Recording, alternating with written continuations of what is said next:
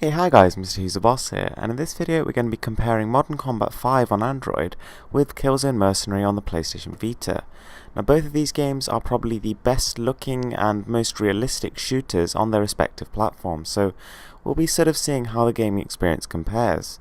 So we'll be looking at graphics, sound, game design, and just general level of fun. So to start with, how the game looks. Well, Modern Combat 5 is absolutely glorious. It really does not look like Android games we've come to know. You know, if you compare this to the shooters we were seeing a few years ago, it's just, it's unbelievable, but it's on the same platform. I mean, Android is expanding so rapidly, and this game looks incredible. It's running at native resolution, as you can see, and it looks just like a console game. It's got really impressive lighting, really impressive shaders. I mean, some of the textures are still very basic, but nonetheless, it's very impressive to look at.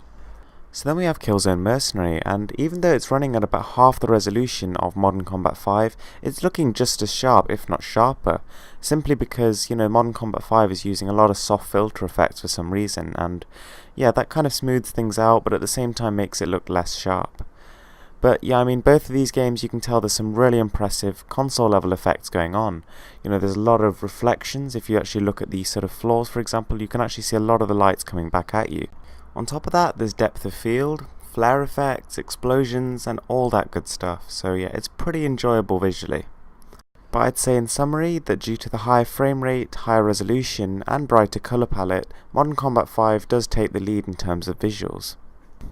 Now both games actually have pretty decent audio. I mean, neither of them is going to blow you away. This is no The Last of Us or anything like that. But they've got powerful sounding guns, lots of explosions, and they're not just sort of reusing the same sounds again and again. There's actually plenty of variation. Now one of the things that puts the Vita very far in front is the controls. So being an Android game, Modern Combat 5 is always going to have difficulty with the controls. And I think that no matter how good the game looks, it's still going to be held back by touchscreen controls. And I think that the only way to really properly enjoy the game is with a either Bluetooth controller or an Nvidia Shield, or even the Shield tablet now that's out. I found the on-screen controls fiddly and pretty uncomfortable to use unless you're using a large 7 or 10 inch tablet. Now one of the other things that follows on from this is the difficulty. So if a game like this is made to use the touchscreen controls, it means that the difficulty really does have to be toned down because you're not going to have the same level of reflex. Your Twitch-based gameplay is going to be severely hindered by the on-screen controls, which means that the game is actually made from the ground up to be easy. I mean, if you actually tried to play a mobile game with a full console grade controller, you're just going to walk straight through it. For example, in the whole time I filmed this video, I didn't die once in Modern Combat 5, but I died 4 times in Killzone Mercenary.